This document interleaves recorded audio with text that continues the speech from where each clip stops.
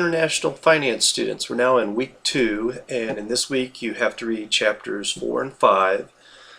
In these chapters, a lot of chapter 4 is going to deal with the balance of payments.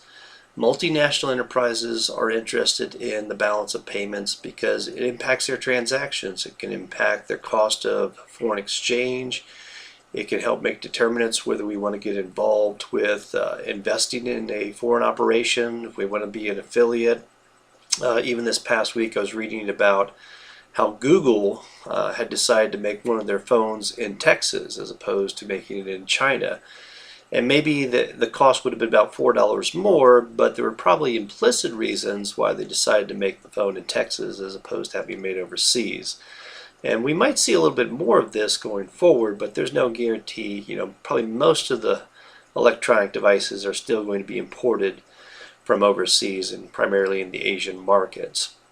Well, just some reminders for this week. When you read chapter 4, especially that chapter, look through the details of how they calculate the balance of payments. Again, remember the concept of the balance of payment. It's a cash flow, really. It's different than we think in finance, like a balance statement and a snapshot in time. As you'll kind of go through the examples in the textbook, it's looking at money's coming in, money's coming out, and the United States, we have quite a bit of a trade deficits that we built over the years, but it's okay because it's financed with money coming in from other countries. And one of the main things I wanted to point out from this chapter on page 97, they mentioned this, looking at a deficit in the balance of payment would actually mean that you would have an excess supply of your currency out on the market. And if countries do nothing to intervene, the currency would devalue.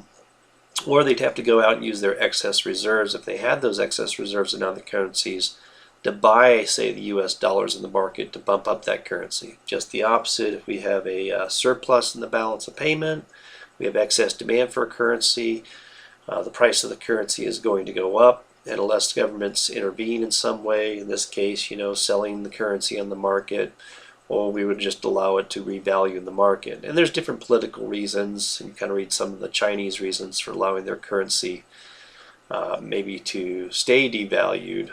But in the long run, it's the benefit of engaging this international trade and probably having a more open economy that really best benefits both countries if you engage in open trade and perhaps maybe let your currencies fluctuate a little bit more.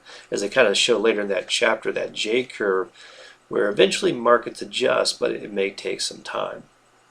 Chapter 5 should be a little bit of review, but a lot more details of kind of the impact of subprime crisis on global markets. So that's a little bit easier read than the chapter 4, but go through that.